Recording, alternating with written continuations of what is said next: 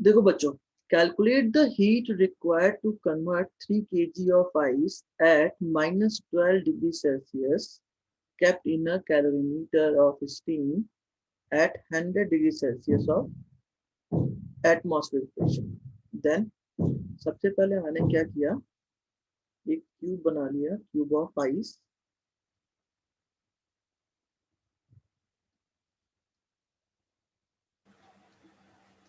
कितने डिग्री पे है ये? -12 डिग्री सेल्सियस।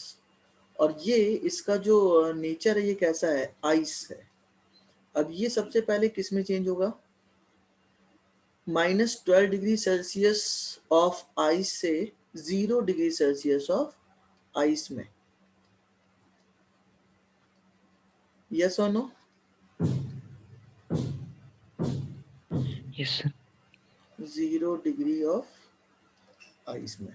अब देखो, अब इस चेंज में कौन सी हीट ये ले रहा है?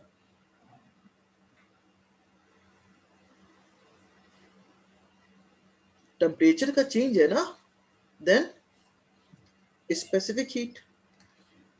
अब क्या करेगा ये 0 डिग्री ऑफ आइस को 0 डिग्री ऑफ वाटर में पहले कन्वर्ट करेगा। तो हमने क्या किया, इसका अगला चेंज इस तरीके से दिखाया कि सारे के सारे आइस के मॉलिक्यूल वाटर में कन्वर्ट हो जाएंगे 0 डिग्री सेल्सियस। देन इस प्रोसेस में कौन सी हीट की रिक्वायरमेंट होगी? सर कन्वर्जन लेटेंट हीट होगी। यस। अब देखो, अब वाटर कितने 100 डिग्री में करना है, तो सबसे पहले ये वाटर क्या करेगा, अपना टेम्परेचर चेंज करेगा वाटर में 0 to 100 डिग्री वाटर। अब इसने यहाँ पे क्या चेंज किया, टेम्परेचर। कौन सी हीट की रिक्वायरमेंट होगी? Specific heat. अब यहाँ से इसको किस में कन्वर्ट करना है? स्टीम में। देन हमने क्या किया, 0 डिग्री ऑफ वाटर से, सॉरी 100 डिग्री ऑफ वाटर से 100 डिग्री ऑफ वेपर में इसे कन्वर्ट किया,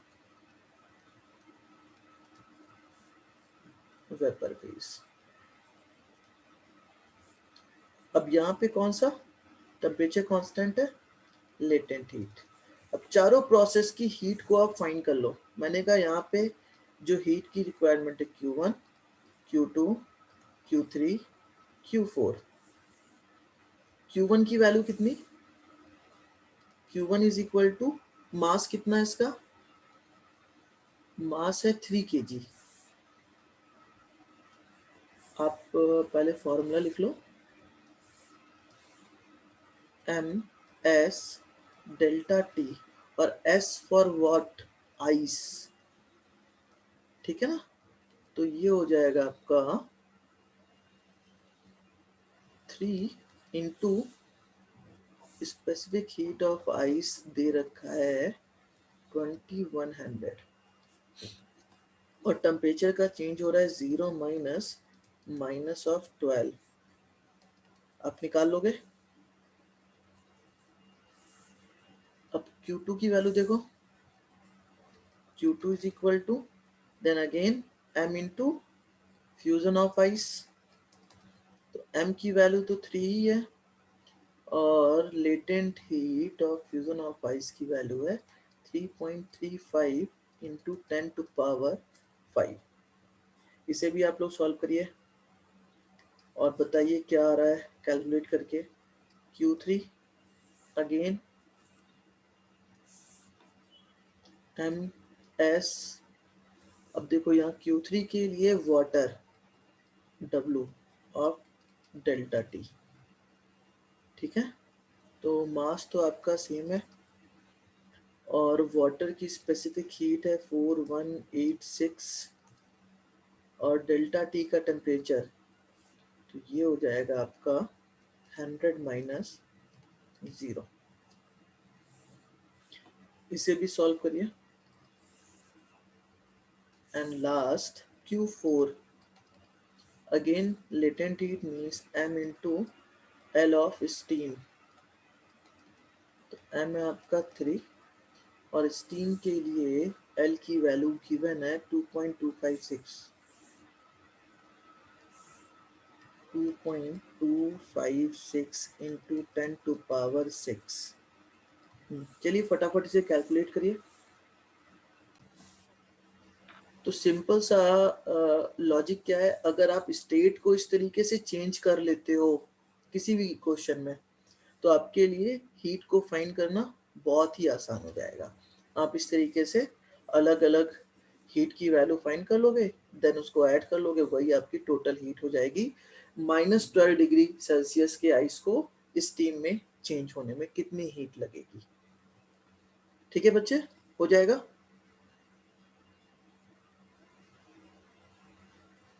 ठीक है ना?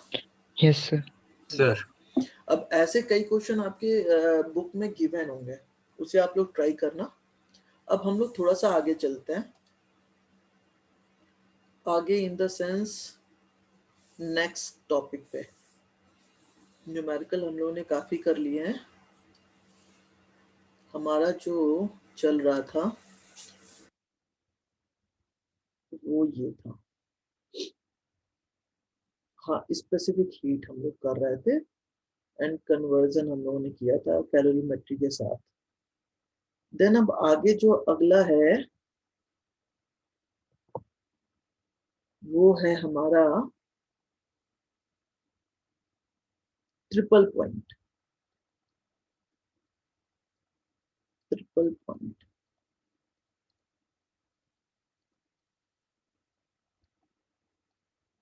देखो, कोई भी मटेरियल है, मैंने अभी आपको बताया कि कोई भी मैटर आप ऐसा समझो कि मैं एक बकेट ले रहा हूँ, मैंने एक बकेट लिया, नॉर्मल टेम्परेचर की बात कर रहा हूँ, जैसे आजकल का जो टाइम है मैं उसी की बात कर रहा हूँ। मैंने इस टेम्परेचर पे वाटर लिया और इस वाटर में कुछ मैंने आइस क्यूब डाले। ठीक है, मैंने ये आइस क्यूब डाले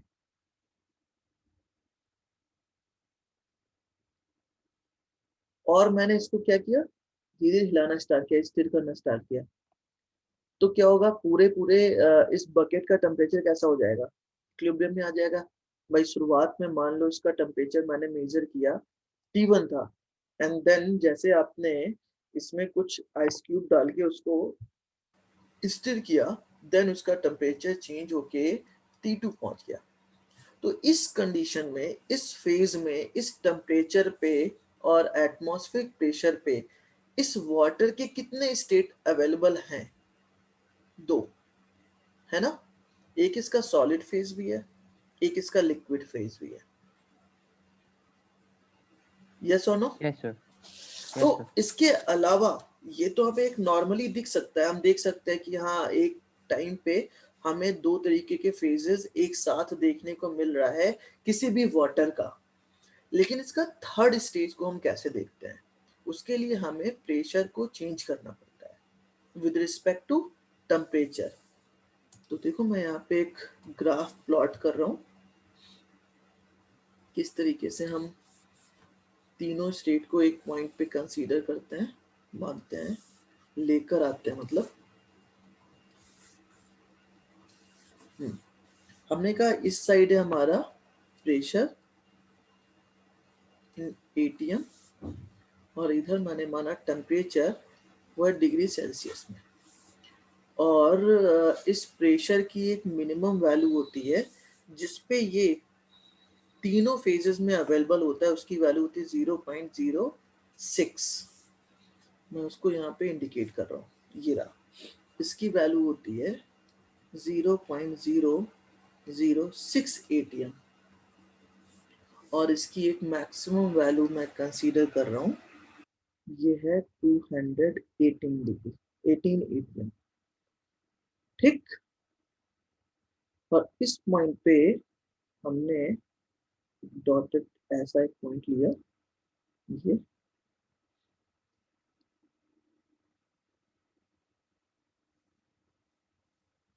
थोड़ा सा इसको मैं, चलो कोई बात नहीं, ठीक है, और आगे लेता हूँ, थोड़ा सा चेंज करता हूँ।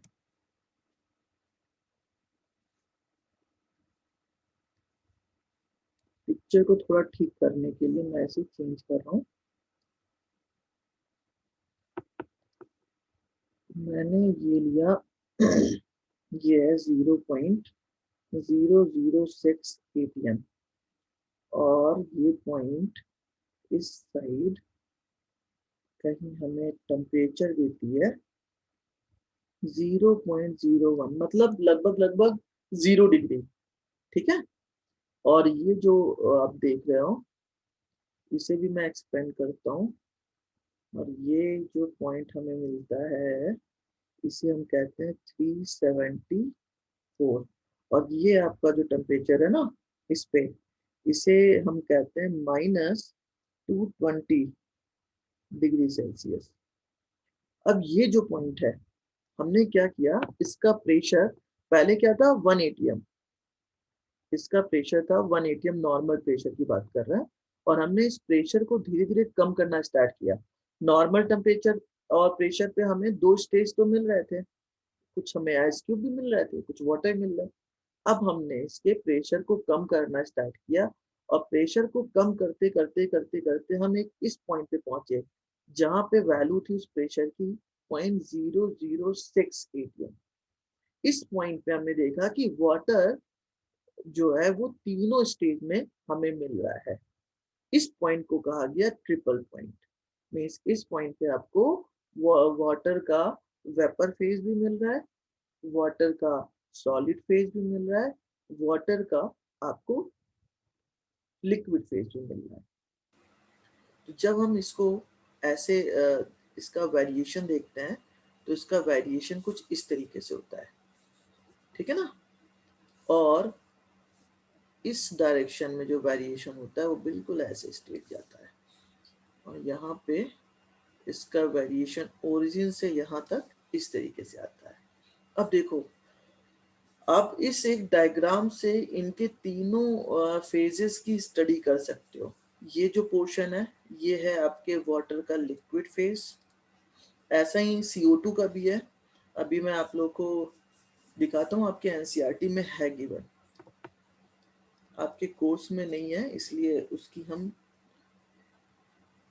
उसका डिस्कशन नहीं करेंगे। और ये जो फेज होता है यहाँ से ये पूरा इतना, इसे कहते हैं हम सॉलिड।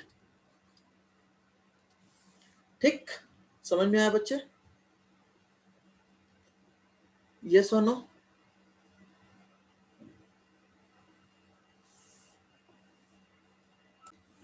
ये जो है टेम्परेचर, ये कौन सा टेम्परेचर है, लगभग लगभग 0 डिग्री सेल्सियस है ना। मीन्स इस टेम्परेचर पे जो हमारा मॉलिक्यूल होगा, जो हमारा वाटर होगा, वो किस स्टेज में होता है, सॉलिड, लिक्विड या वेपर? सॉलिड में होता है। हमने क्या किया, इससे इसको थोड़ा सा इधर चेंज किया, हम इसे यहाँ लेकर आ गए, ठीक है, इस पॉइंट पे लेकर आए, और हमने माना कि ये आपका 100 डिग्री सेल्सियस है, ठीक है। इस 100 डिग्री सेल्सियस पे इसका जो एटमॉस्फेयर प्रेशर है ये 6 और 0.006, और इसका 1 हमने मान लिया कुछ यहाँ पर है, ये रहा, हम यहाँ मान लेते हैं। मैं पेन चेंज कर रहा हूँ कि आप लोग अच्छे से देख सको। मैंने कहा ये जो पॉइंट है ना, ये जो पॉइंट लिया, ये आपका एक आर्बिट्रेरी पॉइंट लिया है मैंने 100 डिग्री सेल्सियस, और ये माना है 1 atm, ठीक है। मतलब ये नॉर्मल टेम्परेचर पे, जब हम नॉर्मल प्रेशर पे किसी भी वाटर को बॉईल करते हैं, तो 100 डिग्री सेल्सियस पे उसकी स्टेज कैसी मिलती है हमें, वेपर की। यस और नो? Yes sir. अब अगर हम इसके प्रेशर को इंक्रीज कर दें, देखो यहाँ पे मैंने इसके प्रेशर को इंक्रीज कर दिया, मान लो 2 atm कर दिया, तो ये 2 atm पे अब देखो इसका फेज कहाँ पहुंच गया, लिक्विड, मतलब वो वेपर में कन्वर्ट ही नहीं हुआ। क्या यही प्रैक्टिकली अभी हम लोगों ने देखा नहीं था कि प्रेशर की वैल्यू को जब हमने इंक्रीज किया था तो वो जो वाटर था वो 110 डिग्री सेल्सियस पे वेपर में कन्वर्ट हो रहा था। मतलब अगर मैं मतलब टेम्परेचर में भी चेंज करना पड़ रहा है। यस, अब हमें इसके टेम्परेचर को भी मैं आगे बढ़ाऊंगा, तब जाके ये कहीं इस पॉइंट पे आएगा वेपर के फेज में। और ये मैं कह सकता हूँ, मतलब ये तो मैंने बहुत बड़ा चेंज दिखा दिया, अब नियरली इक्वल टू मानना, ये आपका होगा 110 डिग्री सेल्सियस। समझ में आई बात की नहीं? सर जो हमें 100 डिग्री सेल्सियस गिवन होता है कि किसी भी स्टेट को चेंज करने के लिए, या तो आइस के लिए भी 0 डिग्री सेल्सियस होता है, वो गिवन 180 एटमॉस्फेरिक प्रेशर के लिए होता है ना। हाँ, वो तो प्रेशर, इसलिए तो फिर प्रेशर बढ़ाएंगे तब तो वेरिएशन आएगा मेल्टिंग और फ्रीजिंग पॉइंट में, बिल्कुल उसके बिल्कुल, बॉइलिंग पॉइंट में। वही बात तो मैं समझा रहा हूँ यहाँ पे। अब देखो आप लोगों ने यहाँ पे एक और पढ़ा था, सब्लिमेशन पढ़ा था ना। अब देखो सब्लिमेशन का प्रोसेस क्या है? सब्लिमेशन का प्रोसेस सॉलिड से डायरेक्ट किसमें, वेपर फेज में। वेपर। और हाँ, इस फेज में जो चेंज होता है वो आपका कैसा होगा, किस प्रेशर पे होगा? 0.006 एटमॉस्फेयर के नीचे होगा। जो सब्लिमेशन के प्रोसेस होते हैं ना, वो आपके 0 से लेकर 0.006 एटमॉस्फेरिक प्रेशर के बीच में ही होते हैं। अब इसका उल्टा भी होता है। उल्टा कैसे? जैसे बारिश होती है, तो बारिश जो हो रही है उसका जो मॉलिक्यूल है वाटर का कैसा होता है आपका, वाटर फेज में होता है। लेकिन स्नोफॉल में वो वाटर किस में कन्वर्ट हो जाता है डायरेक्टली? किस में होता है? वो जो बादल होते, क्लाउड होते हैं, वो क्लाउड, सॉलिड फेज में आइस। हाँ, वो सीधे जो क्लाउड है वो किस में आ जाता है? सॉलिड फेज में।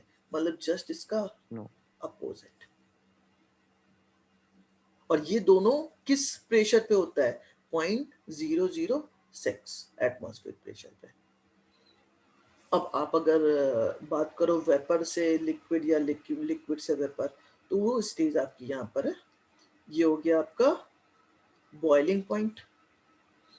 ये जो चेंजेस देख रहे हो अलग अलग प्रेशर पे भाई, इस ये जो आप देख रहे हो यहाँ से ये बढ़ता जा रहा है, बढ़ता जा रहा है, बढ़ता जा रहा है। हम इस पॉइंट पे आए, 1 atm की बात कर रहे हैं और 100 डिग्री सेल्सियस की बात कर रहे हैं, तो उसका स्टेज कैसा होगा? उसका स्टेज यहाँ होगा, मीन्स वो कुछ यहाँ से पार करके जा रहा है।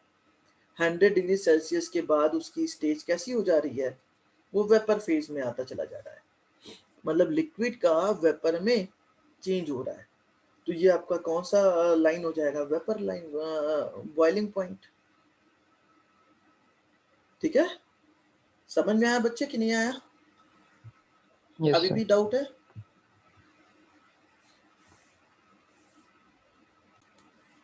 ट्रिपल पॉइंट समझ में आया बच्चों?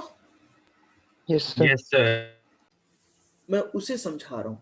ठीक है, देखो यहाँ से मैं क्या कर रहा हूँ, ये जो हमारा लिक्विड का था ना, मैं कह रहा हूँ ये एक सॉलिड का पॉइंट है और मैं यहाँ से प्रेशर इंक्रीज कर रहा हूँ, प्रेशर इंक्रीज कर रहा हूँ। तो प्रेशर इंक्रीज करने पे जो वाटर है वो किस स्टेज में कन्वर्ट हो रहा है? सॉलिड से किस में जा रहा है वो? देखो यहाँ पे इस पॉइंट पे अगर मैं बात करूं तो ये किस स्टेट में है? सॉलिड। और मैं इस पे प्रेशर की वैल्यू इंक्रीज कर रहा हूं, तो इंक्रीज करते करते ये किस में चेंज हो गया? लिक्विड। लिक्विड में। अब मैं यहाँ पे एक आइस क्यूब ले रहा हूं, देखो समझना बात को। मैंने यहाँ पे ये आइस क्यूब लिया,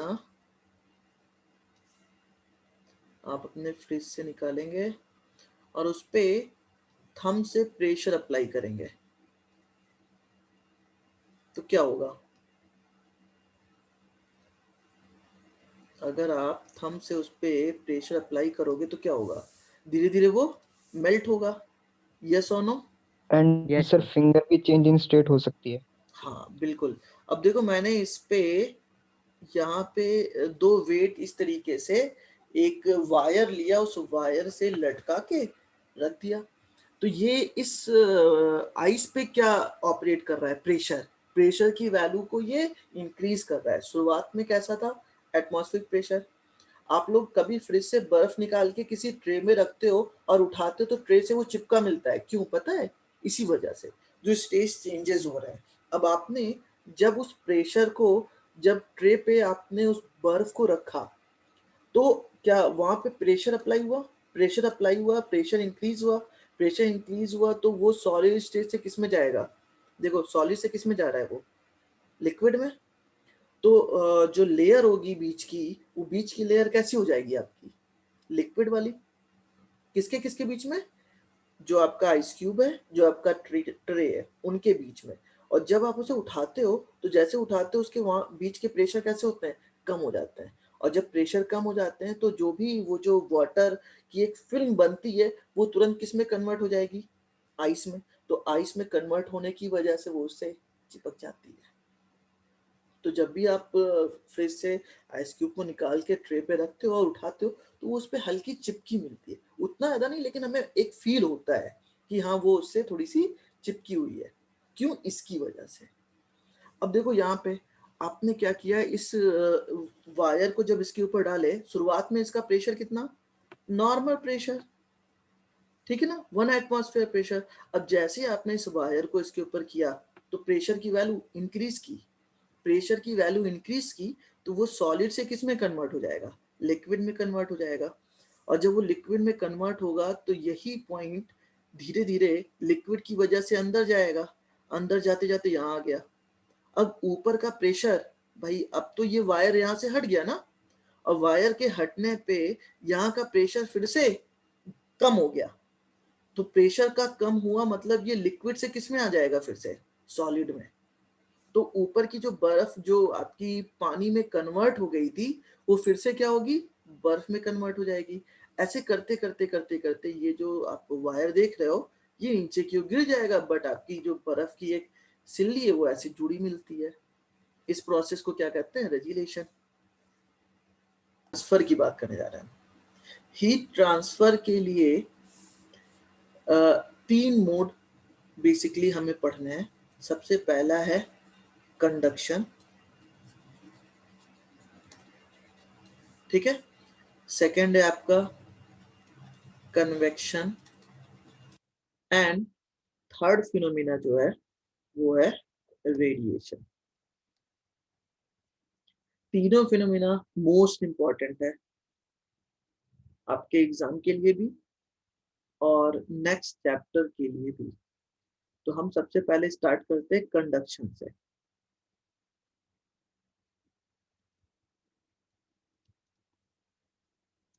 देखो कंडक्शन को समझने के लिए हमने एक सिस्टम बनाया। हमने क्या किया, एक रॉड लिया, ये ठीक है, और इस रॉड के एक साइड पे इस तरीके से एक रिजर्वायर बना दिया जिसमें हमने वाटर फिल कर दिया है। और इसका जो दूसरा एंड है इसमें हमने ये भी एक रिजर्वायर लिया है, इसमें बहुत ढेर सारे आइस क्यूब फिल कर दिया है, आइस। इस पे हमने हीट देना स्टार्ट किया तो इसका टेम्परेचर धीरे धीरे इंक्रीज करेगा। हमने कहा इसका टेम्परेचर इंक्रीज करते करते 100 डिग्री सेल्सियस हो गया और इसका टेम्परेचर 0 डिग्री सेल्सियस है, ठीक है। तो कोई भी, अगर मैं रॉड की बात करूं, किसी भी रॉड की बात करूं, मैंने एक रॉड ये लिया, मैं समझा रहा हूं सिर्फ, अभी पहले समझ लेते हैं फिर हम आगे का काम करते हैं। तो इसमें ये छोटे छोटे हम मान सकते हैं कि क्रॉस सेक्शनल एरिया से मिलके बने हुए हैं, हाँ या ना? ऐसा हम कह सकते हैं ना। और इस cross sectional yes sir. Area में अगर ये एक मॉलिक्यूल है इस तरीके से अटैच है तो हमने इसको हीट दिया अगर, तो ये क्या करेगा? शुरुआत में इसका टेम्परेचर 30 डिग्री मान लिया तो ये अपने टेम्परेचर को ये हीट इससे लेगा लेगा तो अपना टेम्परेचर इंक्रीज करेगा। कब तक करेगा? 100 डिग्री सेल्सियस तक करेगा। जब इसका टेम्परेचर 100 डिग्री सेल्सियस हो जाएगा तो ये अपने पड़ोसी मॉलिक्यूल को हीट देना स्टार्ट करेगा। भाई सीधी सी बात, ये सॉलिड है, ये फिनोमिना सॉलिड की फिनोमिना होती है, इसमें मॉलिक्यूल मूव नहीं कर सकते। तो मूव नहीं करते तो जो हीट ट्रांसफर हो रही है वो किस बेस पे हो रही है, उस फिनोमिना को कहते हैं हम कंडक्शन। तो हम कंडक्शन ही समझ रहे हैं बेसिकली है क्या ये। तो ये मॉलिक्यूल अपने आगे वाले मॉलिक्यूल को हीट ट्रांसफर किया, हमने कहा ये है मॉलिक्यूल, इसने इसको ट्रांसफर किया। कब? जब इसने पूरी तरीके से 100 डिग्री सेल्सियस अपना टेम्परेचर मेंटेन कर लिया। अब ये भी था शुरुआत में 30 डिग्री पे, ये भी 30 डिग्री से सबसे पहले कब तक हीट लेगा? जब तक इसका टेम्परेचर 100 डिग्री सेल्सियस तक ना हो जाए। देन ये भी अपने आगे वाले मॉलिक्यूल को हीट ट्रांसफर करेगा। और कैसे करेगा? वो अपने भाई हीट पाने के बाद वो क्या करता है, वो वाइब्रेट करना स्टार्ट करता है मैक्सिमम लिमिट। हाँ, तब अपने मैक्सिमम लिमिट तक वो वाइब्रेट करना स्टार्ट करता है। तो वो जब वाइब्रेट करना स्टार्ट कर रहा है दैट मीन्स वो एनर्जी का ट्रांसफर कर रहा है अपने से दूसरे एटम से कोलिजन के थ्रू। तो इस प्रोसेस को इस तरीके से जो हीट इस तरह से आगे की ओर मूव होती होती इस पॉइंट तक पहुंच रही है, इस फिनोमिना को कहते हैं कंडक्शन ऑफ हीट। ठीक है, कंडक्शन ऑफ हीट। तो हमने क्या किया, हमने यहाँ पे इस एक्सपेरिमेंट को करने के लिए इसके ऊपर सबसे पहले एक इंसुलेटर फिल्म लपेट दी। क्यों? जिसकी वजह से हमारा जो भी हीट हम इस सिस्टम को दे रहे हैं वो सिर्फ इसी के पास रहे, वो एटमॉस्फेयर में ट्रांसफर ना हो पाए। तो क्या होगा भाई, इनिशियली मैंने माना कि ये पूरा जो रॉड था उसका सारा हर एक पॉइंट पे मैंने मान लो यहाँ पे एक थर्मामीटर लगा दिया, यहाँ एक थर्मामीटर लगा दिया, यहाँ एक थर्मामीटर लगा दिया, इस तरीके से हर एक पॉइंट पे थर्मामीटर लगा दिया है। इसका टेम्परेचर सबका प्रेजेंट टाइम में जब हीट का ट्रांसफर नहीं हो रहा था इनिशियली हमने माना सबका टेम्परेचर कितना है 30 डिग्री। अब ये क्या करेगा, ये इससे हीट लेगा और हीट लेगा तो हीट के लेने पे इसका टेम्परेचर चेंज होगा और कहाँ तक होगा 100 डिग्री तक होगा। ऐसे ही मान लो ये जो पॉइंट है, समझना बात को, ये जो पॉइंट है इसके पास मैं ये क्या करेगा, ये अपने आगे वाले को देगा, ये अपने आगे वाले को देगा, ये अपने आगे वाले को देगा। मैं इस एंड की बात कर रहा हूँ, यहाँ पे शो कर रहा हूँ कि इस पॉइंट का, इस मॉलिक्यूल का जो फर्स्ट पहला मॉलिक्यूल होगा इसका टेम्परेचर है 100 डिग्री सेल्सियस, सबसे ज्यादा हीट। ठीक है, क्योंकि ये जस्ट रिजर्वायर के पास है। अब इसने हीट ली, इसने आगे वाले को ट्रांसफर किया, तो आगे वाले को ट्रांसफर किया तो इसका भी टेम्परेचर धीरे धीरे रेस करेगा। उसने अपने आगे वाले को किया, ऐसे करते करते करते करते यहाँ पे जो मॉलिक्यूल होगा, इस मॉलिक्यूल के पास जो ये जो रिजर्वायर है जिसका टेम्परेचर आपका 0 डिग्री सेल्सियस है, इसका भी टेम्परेचर कितना होगा in the process of conduction. भाई ये भी तो हीट इसे दे रहा है। अभी इनिशियली जैसे इसका टेम्परेचर 30 था ऐसे इसका भी टेम्परेचर 30 था, लेकिन इस 100 डिग्री सेल्सियस की वजह से इसका टेम्परेचर कितना हो गया 100 डिग्री। ऐसे ही यहाँ पे जो मॉलिक्यूल होगा इसका टेम्परेचर कितना हो जाएगा 30 से, भाई 30 से 20, 20 से 10, 10 से 0 डिग्री। हाँ सोचो। सर तो फिर वो हीट कैसे ट्रांसफर कर पाएगा? अभी हीट ट्रांसफर हो कहाँ रही है, तुम्हें कैसे पता हीट ट्रांसफर हो रही है? हमें तो पता ही नहीं है हीट ट्रांसफर हो रही है, हम तो इनिशियली फेज की बात कर रहे हैं ना भाई। अगर ये मॉलिक्यूल इसके पास है, भाई देखो बिल्कुल सेम फिनोमिना, अगर ये मॉलिक्यूल यहाँ पे था और इसका टेम्परेचर 30 डिग्री था, इसने इससे हीट ली और अपना टेम्परेचर क्या किया, इसके इक्विवेलेंट बढ़ाना स्टार्ट किया, तो थोड़े टाइम के बाद इसका टेम्परेचर कितना हो जाएगा, 100 डिग्री सेल्सियस। Yes sir. ऐसे ही यहाँ पे जो मॉलिक्यूल है ये किससे हीट लेगा, 0 डिग्री सेल्सियस से। तो इनिशियली इसका टेम्परेचर था 30 डिग्री सेल्सियस, और जब इससे इसने हीट लेना स्टार्ट किया तो इसका टेम्परेचर 30 से कितना होगा, 20, 20 से कितना होगा, 10, 10 से 0 डिग्री, हाँ या ना। सर ये 0 डिग्री सेल आइस से ये हीट ले रहा है ये मॉलिक्यूल। हाँ भाई, ये भी एक तरीके का बट रिजर्वायर सर है। मतलब टेम्परेचर या हीट तो उससे मतलब ग्रेटर टेम्परेचर टू लोअर से ट्रैवल होती है ना, ये तो मतलब 0 डिग्री से 30 डिग्री कैसे दे रहा है वो, फिर वो 30 डिग्री को आइस को देना चाहिए ना। ओके ओके ओके ओके, ठीक है, देखो समझो, ठीक है, तुम्हारी बात मैं मान रहा हूँ और मैं तुम्हारे बेस पे ही आगे चल रहा हूँ।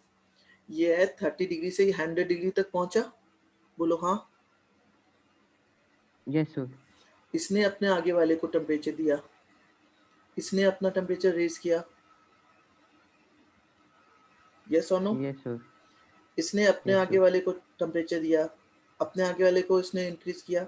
अब सबसे ज्यादा टेम्परेचर कहाँ होगा इसका, यही ना, TH, हॉट, मैंने इसे कहा हॉट एंड,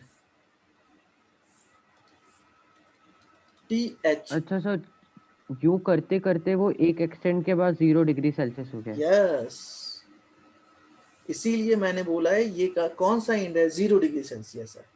और ये इसका क्या होगा, मिनिमम, T कोल्ड हमने माना, तो ये इसकी कौन सी बॉडी हुई, हॉटर बॉडी, ये इसकी कौन सी हुई, कोल्डर बॉडी। अब हीट का ट्रांसमिशन इधर नहीं हो रहा, तभी तो देखो ये 30 से धीरे धीरे कम हो रहा है, देखो यहाँ 100, तो जो चेंज आएगा वो कैसा होगा, वो चेंज इस तरीके से हमें मिलेगा। जो अगला इंड होगा, ये जो इंड था ये हो गया आपका TH, और ये जो आपका इंड हो गया ये हो गया आपका TL सर या TC। हाँ, सर इसमें कोई हीट लॉस नहीं होगी बीच में?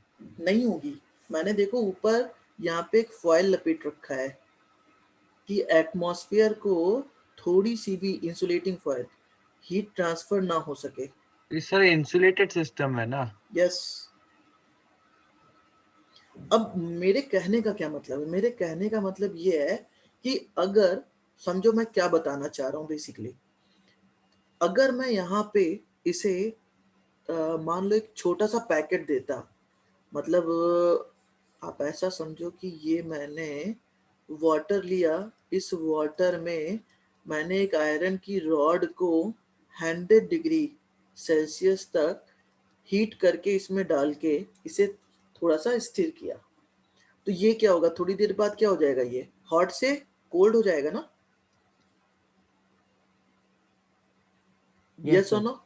लेकिन अगर मैं ऐसा कहूं कि ये एक टंकी है, ये एक टंकी है, मतलब इसका स्टोरेज बहुत बड़ा है, आप ऐसा समझो, और यहाँ पे एक दूसरी टंकी लगी हुई है, ठीक है, और इससे थोड़ा सा नीचे है, और यहाँ से मैंने इसको पाइप को इसमें डाल रखा है ऐसे, तो बताओ क्या होगा, तो लगातार यहाँ से वाटर इसमें आता रहेगा, गिरता रहेगा, मतलब वाटर क्या हो रहा है, इस पाइप के थ्रू वाटर का मोशन कैसा है, फ्लो कर रहा है, हम क्या कहेंगे, वाटर फ्लो कर रहा है। क्या अगर मैं एक छोटा सा कप पानी लेता और इसमें डाल देता बड़े से टब में, तो क्या इसे हम कहते हैं फ्लो कर रहा है ये कंटिन्यूअसली, नहीं। मैं सिर्फ ये बात समझाना चाह रहा हूं कि इस सिस्टम में ये जो हीट है वो हॉट एंड से कोल्ड एंड की साइड लगातार क्या कर रही है, फ्लो कर रही है, हाँ या ना। और अगर ये फ्लो कर रही है, इन केस अगर ये फ्लो कर रही है, तो इसके पास एक करंट होगी। आपको पता है कोई भी चीज फ्लो करती है तो उसके पास क्या होती है, करंट होती है। तो यहाँ पे क्या फ्लो कर रहा है, यहाँ पे हीट फ्लो कर रहा है, इसलिए इस करंट का नाम होता है हीट करंट। समझ में आई बात? और Yes, sir. ये जो मैंने यहाँ स्लोप रिप्रेजेंट किया है, अगर इसकी लेंथ, इस रॉड की लेंथ L है, देखो लगातार क्या होगा, मैं यहाँ से समझा रहा हूँ फिर से दोबारा। इसका टेम्परेचर सबसे ज्यादा 90, 80, 100 मान लो, 100 के बाद उसके आगे वाले का उससे कम, 90, फिर उससे कम, उससे कम, कम होते होते होते इसने अपने आगे को किया, करते करते इसके पास टेम्परेचर कितना, 0 डिग्री। अब अगर मैं इसकी लेंथ को इंक्रीज करूं, मैं इसकी, ये जो टेम्परेचर है ये तो सेम है, मैं इसकी लेंथ को इंक्रीज करूं तो इसका स्लोप क्या होगा, ऐसा हो जाएगा ना। अब ये स्लोप कम हुआ कि ज्यादा हुआ,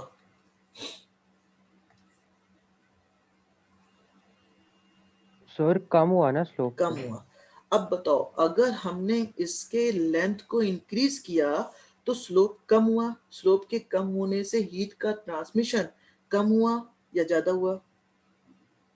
भाई किसी चीज को आप इस बॉडी पे रखोगे तो वो ज्यादा तेजी से नीचे की ओर आएगा, या इस स्लोप पे रखोगे तो ज्यादा तेज से नीचे आएगा,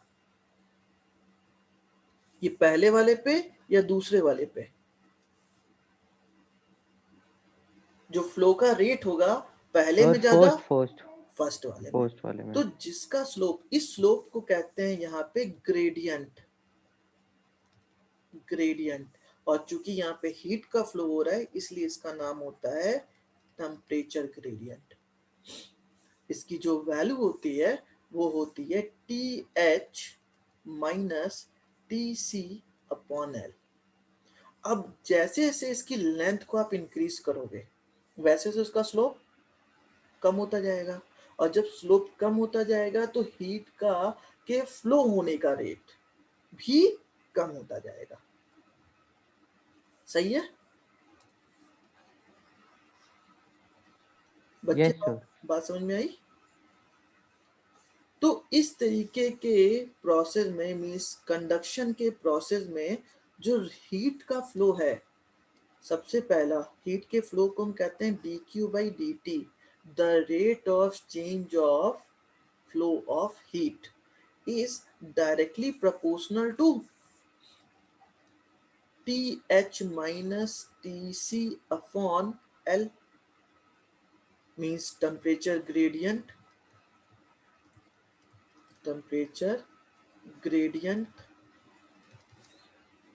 सेकेंडरी चीज देखो, अब अगर मैं इसका एरिया ऑफ क्रॉस सेक्शन बढ़ा दूं तो, अभी शुरुआत में एक मॉलिक्यूल ही हीट का ट्रांसफर कर रहा था दूसरे मॉलिक्यूल को, जैसे ही आपने इसका एरिया बढ़ा दिया अब 1 से 2 मॉलिक्यूल आ सकते हैं, अब वो एक ना हीट का ट्रांसफर करके 2 मॉलिक्यूल करने लग जाएंगे। तो एरिया के बढ़ाने पे हीट का ट्रांसफर ज्यादा हुआ, रेट ऑफ ट्रांसफर ज्यादा हुआ या कम हुआ? सर ज्यादा हुआ ना? ज्यादा हुआ।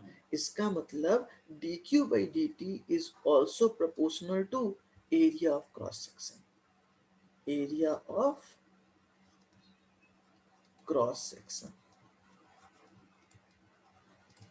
ठीक है, तो हम कह सकते हैं, इन दोनों को कंबाइन करते हैं तो हमें मिल जाएगा dq/dt is proportional to a TH minus TC upon L। Proportionality को इक्वलिटी में कन्वर्ट करें तो हमें एक कांस्टेंट की हेल्प लेनी होती है, तो हमने dq/dt is equal to KA TH minus TC upon L। This proportionality constant K is known as coefficient of thermal conductivity।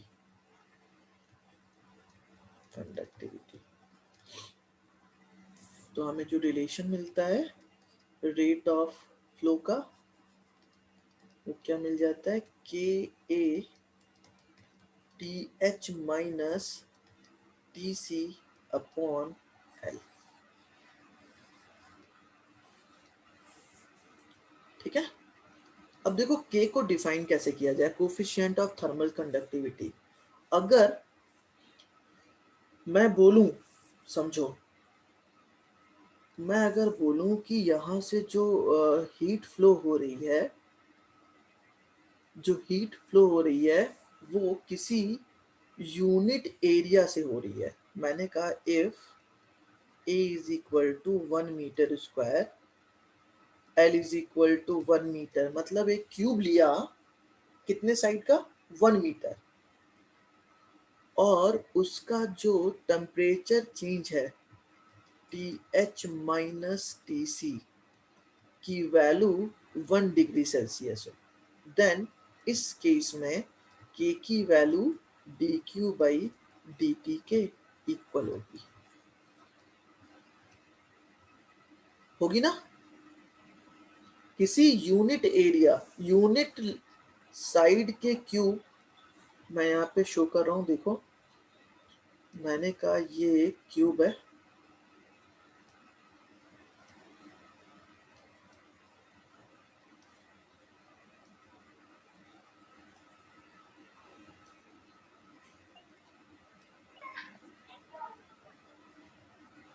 हाँ, और इससे जो हीट पास हो रही है, D Q rate of change of heat, वो के इक्वल होगी अगर इसका जो साइड है एल, उसकी वैल्यू 1 मीटर है, और जो टेम्परेचर का चेंज है वो 1 डिग्री सेल्सियस है, देन जो rate of flow of heat होगी वही आपकी कोफिशिएंट ऑफ थर्मल कंडक्टिविटी होगी। ठीक है,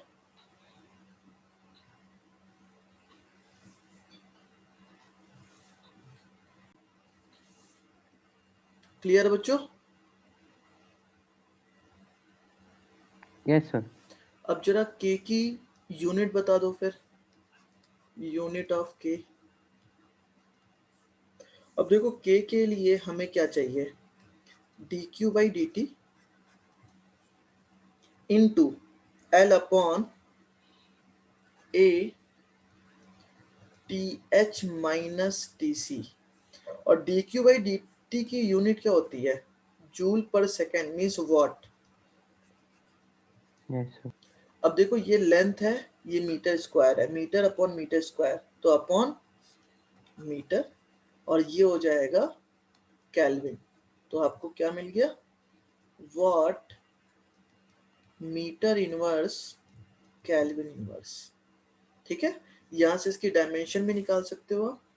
डायमेंशन क्या हो जाएगी, k is equal to watt means power, और पावर की जो डायमेंशन होती है कितनी होती है, याद है किसी को, ml स्क्वायर, सर ml2t-3। हाँ, upon length means l into k। तो क्या बन गया, ml t-3 k-1, ये मिल गई हमें इसकी dimension, coefficient of thermal conductivity. ठीक है,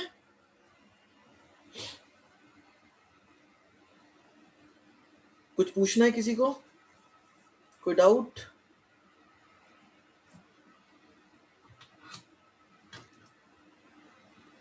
ठीक, अब देखो मैं तुम्हें कुछ इंपॉर्टेंस बताता हूं कि थर्मल कंडक्टिविटी की इंपॉर्टेंस क्या है।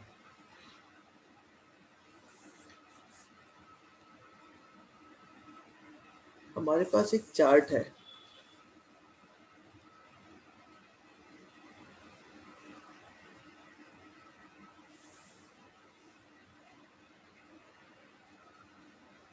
ये रहा,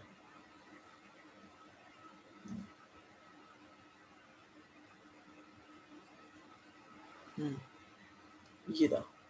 अब देखो यहाँ पे सिल्वर सिल्वर की जो थर्मल कंडक्टिविटी है वो कितनी है? 406। मेटल में सबसे ज्यादा किसकी कंडक्टिविटी मिल रही है हमें? सिल्वर की। और सबसे कम किसकी है? 8.3 मरकरी की। अब और स्टील की कितनी है? 50.2। इसी के लगभग आपकी आयरन की भी आती है।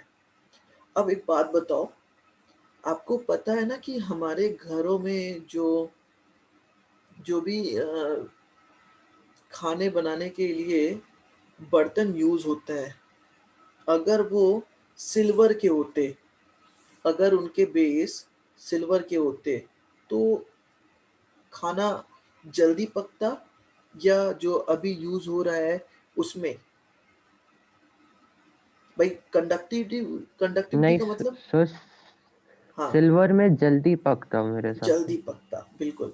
तो मैं एक एग्जांपल लेता हूँ समझाने के लिए आपको कि अगर मैंने इसे यहाँ पे हीट दिया, अगर मैं इसको यहाँ पे हीट देता हूँ और यहाँ से हीट इस भाई यहाँ पे सबसे मिनिमम लेंथ क्या होगी इसकी? परपेंडिकुलर हीट पास होने की। ये धीरे धीरे फिर क्या होगी? उसकी लेंथ इंक्रीज होने लग जाएगी, होगी ना? तो हम मानते हैं कि इसको, इस हीट को इसके सरफेस पे पहुंचने में, इस पॉइंट पहुंचने में कुछ मिली सेकेंड, भाई सेकेंड तो नहीं लगेगा, मिली सेकेंड लगेगा। तो ऐसे ही इन सारे पॉइंट पे डिस्ट्रीब्यूट होने में उसे कुछ मिली सेकेंड लगेगा। क्यों? क्योंकि इसकी कंडक्टिविटी क्या है? सबसे ज्यादा है, बहुत हाई है। अब हम अपने घरों में क्या यूज करते हैं? स्टील यूज करते हैं।